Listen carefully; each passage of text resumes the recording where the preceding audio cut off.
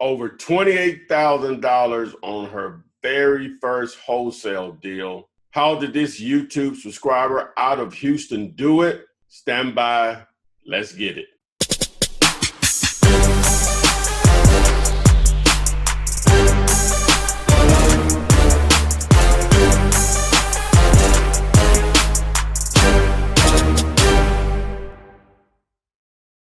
Hello guys, this is Ty, aka the Flip Man, and today we have a young lady out of Houston, Texas, who has closed her first wholesale deal and crushed it.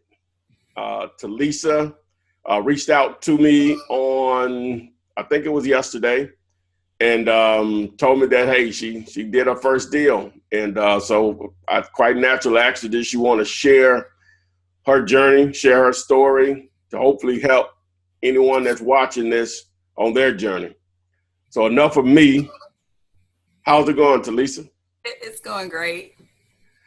Well, you're in Houston. I get, for some reason, I probably get more, probably the most people, the people that watch my stuff the most is either the state of Texas, number one, and then it's Houston or Dallas. And then I think it goes Atlanta, DC, and then it goes down the line. But you're in Houston, a huge market. And obviously everyone knows about the flooding that happened last year. So I used to get a lot of those common questions. And so we'll get into that. But first of all, again, I want to thank you again for offering your time to share, how you did this first deal and how it came about. So with that being said, could you just share with us as far as, who are you? How did you get in? Well, I guess I like to go back before you got into real estate and then up to the point you got into real estate. And then obviously, I guess you found my stuff and, thought it was worth using to start making money. So the basic question, who is Talisa? Okay, my name is Talisa. I am originally from Chicago, Illinois. So I started my investment in Illinois, and I was in the master's program to become a clinical psychologist. And I was just looking at the debt that I was incurring, and because I was a single mom with two teenagers on their way to college, I needed to find a way to make more money because I know that student loans was going to start coming back. I'd start back paying them, and then I had one on our way to college, and so I know I was going to have to take out more student loans. So I was just trying to find ways to supplement income. And so I started watching like infomercials on TV, and I learned out about buying and flipping houses. So I started researching. You already know I got to do some house cleaning. The Flip Man is now on iHeartRadio, along iTunes and Android devices. To access my podcast, simply go to flipmanpodcast.com. You can also join my Facebook group at flipmanpodcast.com to get a free copy of the one-page contract that I've used since 2003. Get over to my website, flipman.net. You can also check out my options for step-by-step courses along with coaching directly from me. If you need to analyze your properties, simply get over to dealyoulater.com. The site is still coming, but you can still take advantage of the analyzer. Don't forget, if you want to stand out from your competition with your direct mail, mail-to-flip.com. That's mail-to-flip.com. Imagine a seller receiving your mailer with a picture of their house on the property. So again, mail-to-flip.com. Don't forget about our Thursday night live Flippinars, where Adria, Renikia, and myself will answer your questions about wholesaling real estate live on YouTube, Facebook, and Instagram. If you want proof of funds, make sure you also get over to realpof.com. That's realpof.com. Again, I'm on iHeartRadio now. To access that, simply go to flipmanpodcast.com. That's flipmanpodcast.com. And you can also join my Facebook group. Make sure you subscribe to my YouTube channel and turn on the notifications So you are alerted whenever I upload new videos and when I go live every Thursday night with our Thursday night Flippinars on YouTube, Facebook, and Instagram. Enough of that. So now back to the video. And actually in 2015 is when I first saw you on YouTube, because I was YouTubing because I knew that YouTube taught you everything. And so I discovered you back really in 2015, but you were doing wholesaling. And I didn't know much about wholesaling, so I only watched a little bit. You were a cartoon character at that time. And so I didn't really pay too much attention to it because I wanted to buy and flip. And so I end up investing in a program to buy and flip. But since then, I moved here to Texas in 2016. So I was here a whole year before the actual flood. And so I flipped my first property, my first and second property in Illinois. And then I came here, and then I had gotten a property here and started flipping that. But then when the flood hit, it just had a trickle effect on everybody here when it comes to contractors and stuff, and they were all over the place. So I was like, well, I got to find another way to do this thing. So then I went back on YouTube again, and then I saw your face. And then I said, okay, well, let me see if you can teach me how to flip to wholesale.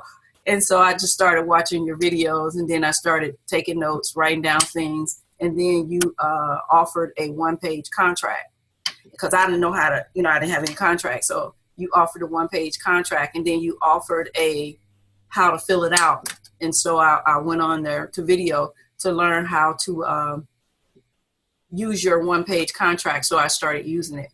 And then so also I started listening to your other videos that gave me strategies that I can use to get my first property from homeowners themselves. Whereas when I was buying and flipping, I was going through real estate agents. And okay. So I learned a couple of things. Now, before I don't want to cut you off, before you get too deep into the wholesaling part of it, could you share back as far as with the flipping, like you say, you used real estate agents back then to find deals. Just to get some backstory on that before we get into the wholesaling part of it. We had a brief conversation before we started recording this. You say you did some research. Because I asked you, well, how were you funding your deals? Were you doing it with your own money and or hard money? Go over some of that experience as far as your first actual flip itself. How you found the money, how did you find the deal, dealing with contractors and so on. How did you know it was a deal that you could make money on? And just take us through that process of your very first buy, fix, and flip deal, if you can recall that. Okay, so on my first flip, one of the infomercials I had invested in, but it was only flip. And so with that infomercial, I was on webinars and stuff with that mentor, learning how to research properties, learning how to go after the after repair values of properties, or how to find comparables to properties. And then there were calculators on the internet, but in our group, there's a calculator that they use too. So I used the calculators to figure out if there was good profit in those flips. And so I also was learning how to research activities in communities. And so I only targeted communities that had a lot of activities, such as people were just buying them.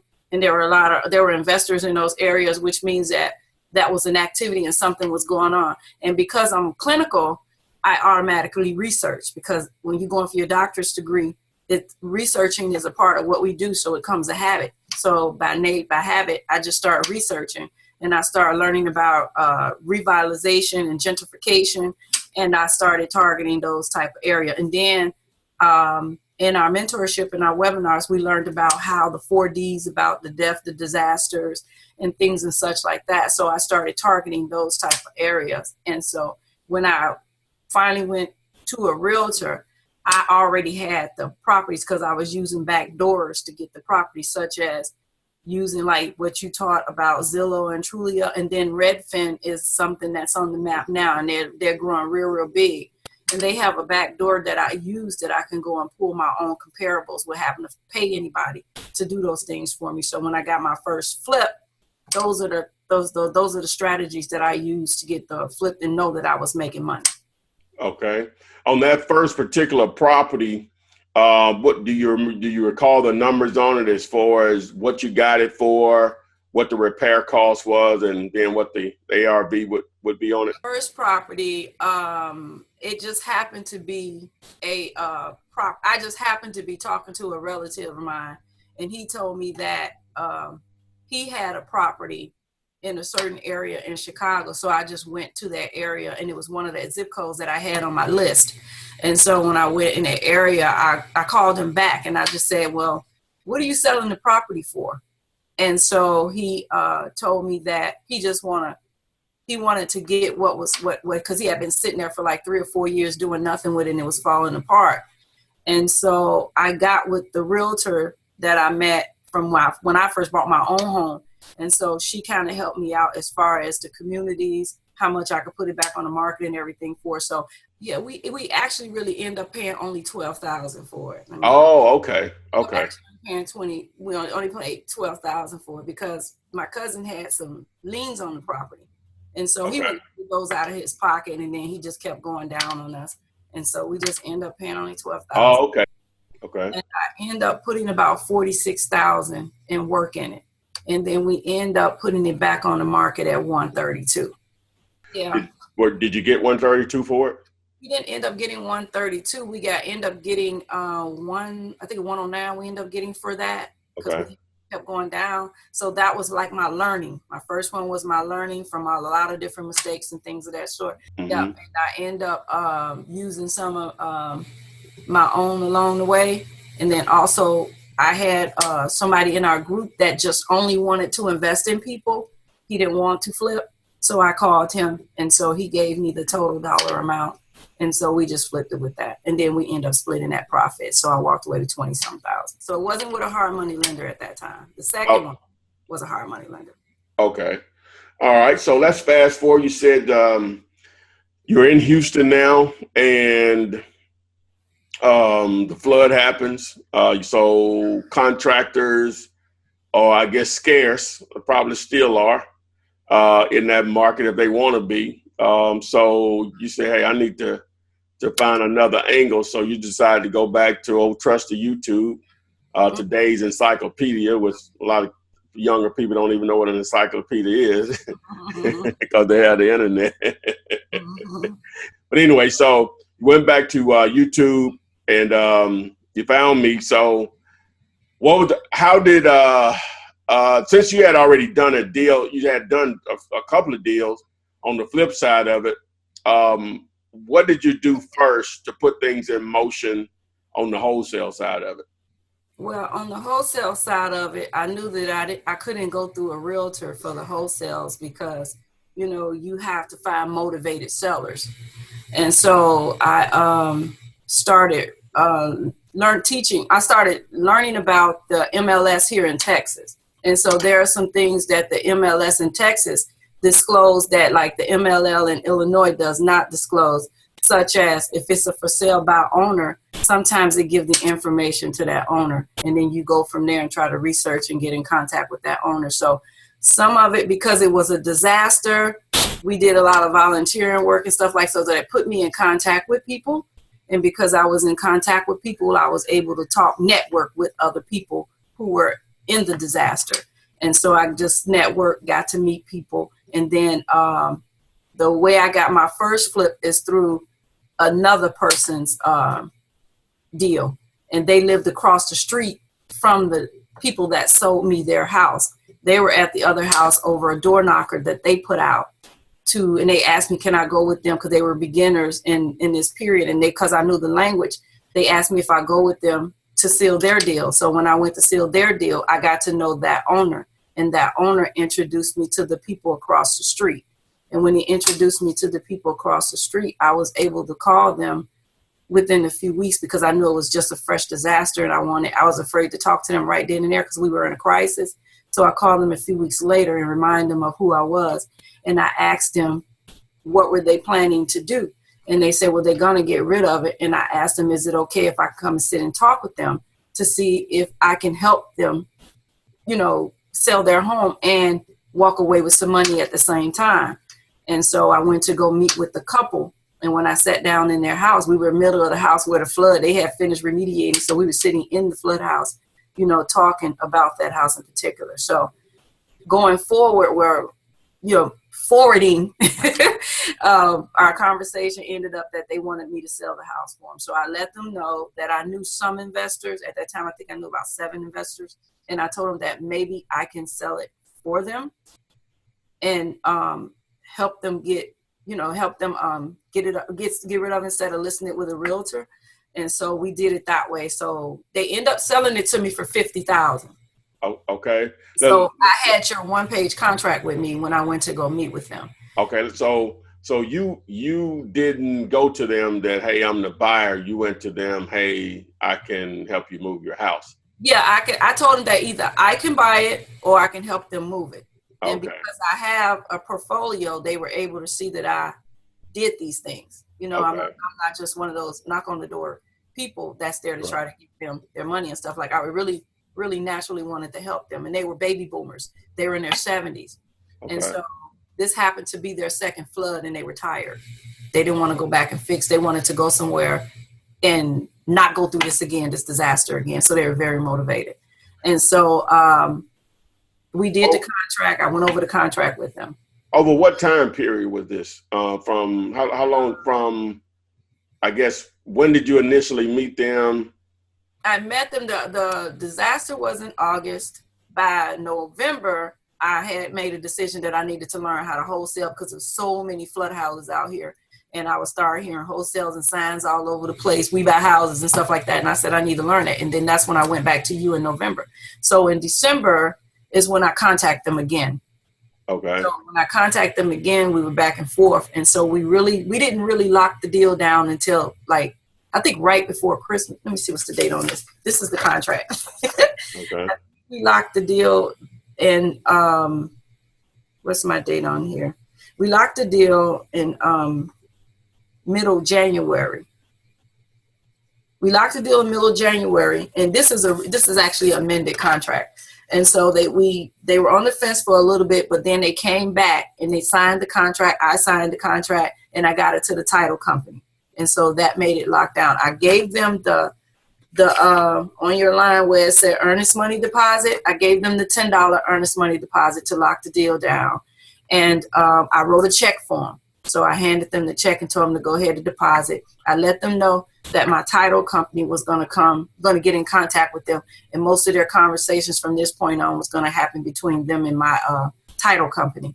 And that my goal is to go out to either decide to buy it for myself or sell it to one of my investors. And so that was my conversation with them. And then everything else started happening between me and the title company and them. Okay. So you got it locked up in January. When did you, I'm gonna fast forward, then I'm gonna come back. So when did you actually close it? We actually closed it March the 13th. Okay. In January, although I had it locked down with them because they were 70 something years old, you know, they were still kind of like back and forth a little bit, scared about it. And so when they consulted with one of the other family members, they told them to go ahead and do it, take the risk. And so they took the risk with me. What time frame did you put on the contract to close? 30 days, 60 days? Yeah, I put 30 days on the, at the time I only knew about 30 days. So I put 30 days on the contract. We went a little bit over 30 days when we closed, but we was already locked in the contract at that time. Okay. All right. So let's go to, you have it on the contract, going back and forth with them. I know how that is.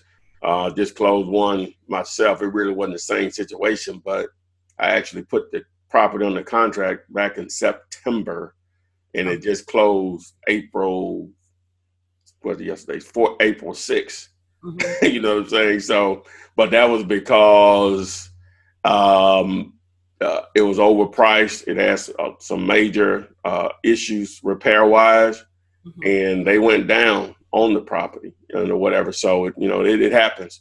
So, which your time frame is still not as long, but so now, so going back and forth with them or whatever, and they finally let you know, hey, we're ready to rock and roll. How did you find the buyer? Well, because I was in that group that had a few investors, we had our own little group area. And then there's a wholesale group that's on Facebook and all that type of stuff. And then Craigslist.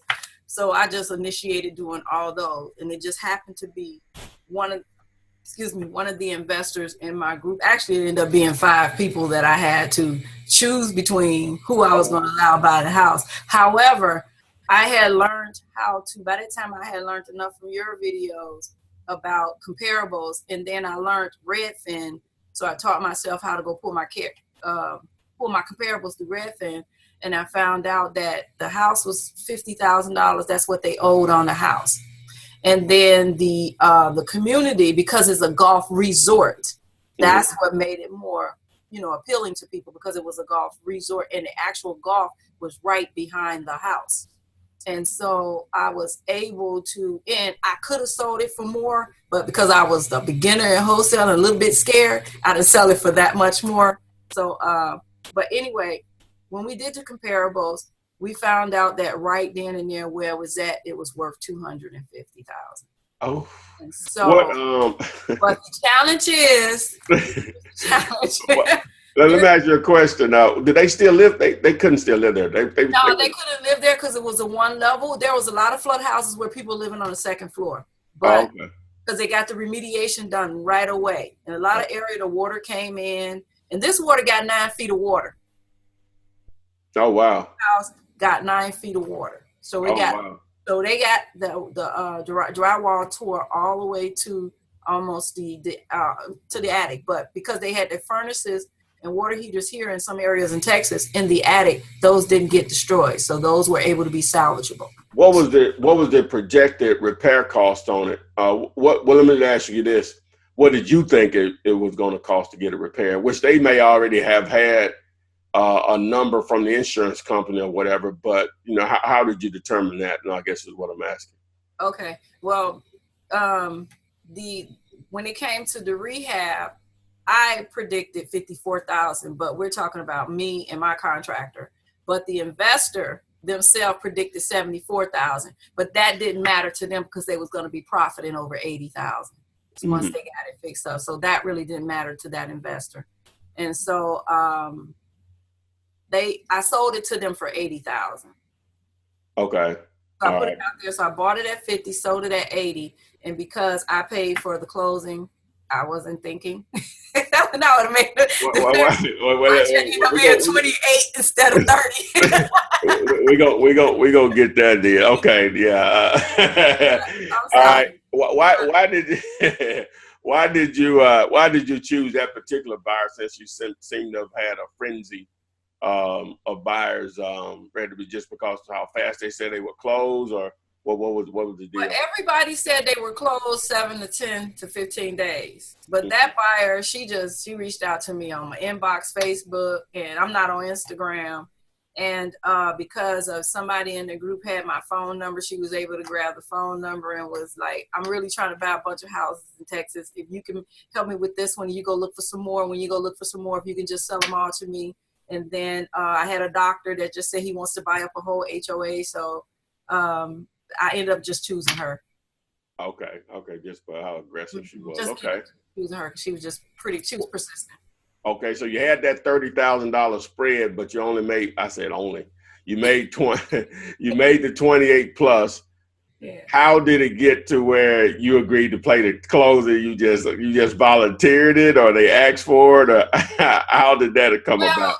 I guess I was just so excited about having the first wholesale deal. I forgot to implement that portion when I did my presentation, because I do a presentation in not in PowerPoint, PDF, and I didn't put it on there. Buyer pays all closing costs. Oh, wow. And that's the typical jargon. I remembered to put do your own diligence, but I didn't remember to put buyer pays all closing costs. Okay. And then I didn't because I didn't do it the way that you taught, as far as assigning it over to somebody. I ended up doing a double close. And so I ended up having to pay for that second close myself. Oh, okay. It wasn't much because my title company was wholesale friendly. Okay. She was a wholesale friendly title company. And because I started referring other wholesales to her, she just gives me deals. So when you had the final green light, because I know the sellers were a little, even though they hadn't signed the contract, they were a little bit hesitant to still sell or whatever. I guess what at that price or whatever. When you finally had the green light, how long did it really take you to find the buyer? The buyer. Well, when I first in January, I found the buyer way back in January. Oh, okay. So you found one immediately, right? See, the problem was with the buyer sellers were, you know, when you have a disaster, you have the insurance check, you got FEMA, and FEMA did not pay a lot of people, and a lot of people still have not been paid by FEMA, so they're afraid to let go, you know, of that. Okay. But once they got that FEMA check, they didn't have any problem letting that house go after that FEMA check. So not the FEMA check, the insurance check and the FEMA check, they got them both. And so their insurance policy was 200, and I think their insurance policy was a payback for the flood insurance of almost 200,000. Oh, okay. I guess that's why they didn't have a problem selling it to me for 50. Yeah. Oh, yeah. It didn't matter to them. You know what I'm saying? So that's 1,000 on top of what they already got. Yeah, exactly. So, all right. So you got the buyer. You're getting ready to set up the closing. So why did it ended up being a double close? Well, what happened? Because when I did your contract, I did a 1-page contract with them, and then when I got with the buyer, I did the same 1-page contract. And so my title company said that what I should have done is I should have did an assignment, because on the 1-page contract I had my LLC or assigned, and then I didn't exercise the assigned part of it. So what I did was, with the buyer that was buying it from me, I put from me to them. But if I had did the assignment contract, we'd have just did it that way, and it would have cost me. It was only an additional $600. Yeah. Mm-hmm. Well, I guess that's going to vary from title company to title company, because I never do an actual assignment of contract like the attorney that I close with the most.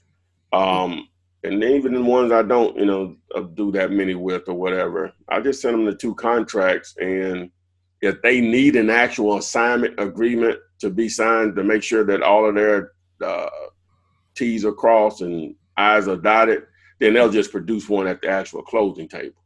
You see what I'm saying? So, but all of it's different though, so it doesn't matter. The deal got done, you got paid. That's the main thing or whatever. So you got that check, which you sent me a picture of it, and instead it's voided, but it has wired on there. But they did actually cut a hard copy, and so you got the money wired to you. The date of this video that we're doing this, so it's not quite a month. So what have you done since then to try to generate more leads? Or are you cranking up a marketing plan, or what's next for Talisa? Well, I have my second wholesale lined up already. It's already in Chicago. I have people in Chicago because I grew up there. I know so many people. So I was able to have someone put a lockbox on the house that I got in Chicago. Now that house, if I profit good off of that house, that one's going to be $63,000. So now I know a little bit better. And you're going to make 63? You say you'll make 63? I'll profit 63 off of that. Okay. How did you find that deal? That one I did find. Honestly, I went online. One of the things I was teaching myself, and I learned through trial and error, is sometimes when a realtor lists a property, and you can kind of look in Redfin, you can kind of look and see how long it's been listed. So it had already reached like 171 days. Okay. And didn't get it sold. So I personally sent something in the mail to them. And then I personally sent somebody over there to put one of my door knockers on the door. Okay, so it's still listed with an agent. So it's not with the agent anymore. Oh, okay, it's expired now. Okay, it's with me now. It's with you. All right. It's with me. I've already marketed on Craigslist. I've got 3 people walking through it. 1 walked through yesterday, and 2 people walking through it today. So with the fingers crossed, and we go through this, I'll get this sold. Yeah, you're gonna make money if they're even considering it at the price that you're asking. You may not make 63, but 50 sounds good. You know what I'm saying? Yeah, 40 because in sounds that good. area, I know that area, those houses are selling back out at anywhere between 230 to 250 to get some work on the house. So whoever the investor that's buying it don't have to invest that much of rehab in it, because the seller who's trying to sell it invested a lot of money to get it where it's at. It just wasn't a good job. I And so got you. now they just want to get rid of it, because these investors I got off of Craigslist. I got you. So Okay. they live in the Illinois and the Indiana area. So they wanted to actually see the property, and that's why I had to get a lockbox on it, and that's why I had to get somebody out there to go there with them while they walk through the property. So because typically you don't really, you give 1,000 pictures, but unfortunately I only had like 7 or 8, and then the seller was willing to show the house. I got you. You just want to get rid of it. Well, Ms. Talisa, I like that. You know, you're totally opposite of me. I'm horrible at networking. I just like to just advertise my butt off and let them call me or whatever, and maybe put some people in place to do the calling for me. But it all works. It's all about activity. The more sellers you talk to, the closer you get to a payday. So, which we said it, but we didn't say. So she made $28,000 and some change on the deal. It was a $30,000 spread. She paid some of the closing costs, so it wasn't a clear $30,000, but 28 is nothing to sneeze at. And I'm sure she can get some nails and some hair done with that 28 grand as much as she wants for the next 10 years if she wanted to. But we really appreciate you sharing your time and your story, your journey, your knowledge about the biz. Is anything else you want to add before we close this out? Well, yeah, I set a goal for myself, and I set a goal to get 5 wholesales this year with a profit of above $10,000. So we're in April now, so we'll see. I'm on my second one already. So the goal is to try to get 5 of them, and that's just me building the tenaciousness in me, or building that motivation in me, and giving myself a drive to get this done. And because I'm in school for my doctorate program, and that's not cheap.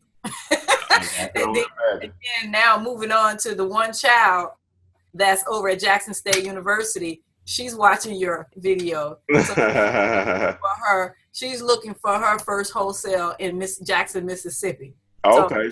She's in Jackson. Yeah. So she just asked me. She just said, "Mom, if I find the properties and I get the comparables and stuff, will you seal the deals for me and give me my money?" Yeah, but you're gonna have to pay me $5,000 out of it. That's another way that I'm making money in this business. Then I got a friend of mine, daughter, who talks to my daughter, so she started watching your videos too. So both of them are college students, and they always call home for gas, or they always call home because they don't like the cafeteria food, and they always call home because they want to go to the basketball thing, and they want to buy this dress and this stuff and their hair and the nails. So instead of them bugging me, I gave them an avenue, and all they need to do is use the avenue. So if they make a profit of $20,000 off of one wholesale deal, they'll leave us alone for a couple of months. They should. So, which is also something that me and a friend of mine, she came in for mentorship in wholesaling too. I didn't even know I was going to be a mentor in wholesale. And I'm like, shoot, I got this from the Flippin' Man for free. But if y'all want to pay me, I'm going to take your money. Anyway, so what we sat down and talked about yesterday, we talked about probably doing some wholesale classes for college students only. Oh, that's what's happening. Okay. And of course, we're going to be directing them to your video for backup. Watch those videos. That's where we got this from. All right. That sounds good. So again, we really appreciate your time, and we'll look to hear from you in the future. Get in our Facebook group. I'm not sure if you're already in there or not. I'm sure people would love to get your input. As others try to do this, as of date of this video, I think we're over 1,200 members now. We only had it up and running a little over 2 weeks. So hopefully Talisa will join the Facebook group, and she'll be able to share with you all some of her knowledge. And you can do wholesaling in Houston and Chicago. We already know that. We already know that, of course. So I do have videos on my Facebook page. So my Facebook page is not like an ordinary Facebook page of everybody else. I share my progression, and I share my success stories with me and my kids also.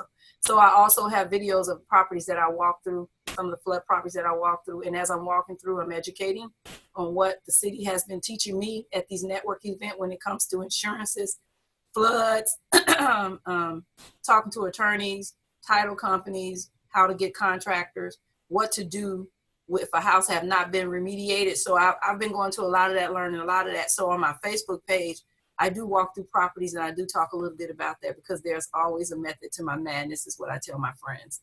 And so how can they find you on Facebook? It's under my actual name. I don't have it under my business name. It's under Talisa Randall.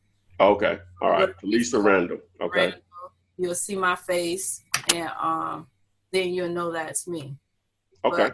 But I'm definitely going to go to your Facebook page. Is it? Well, yeah, just go to if you go to flipmanpodcast.com, which people can access my podcast on iHeartRadio, iTunes, and Spreaker for Android devices. But if you go to flipmanpodcast.com and scroll down to the bottom, you'll see a banner there for the Facebook group, and you tap there, and it'll take you there. So it's flipmanpodcast.com. Okay, and then I can find the Facebook for there. So then that's what I'll do, is I'll put myself on there. Okay.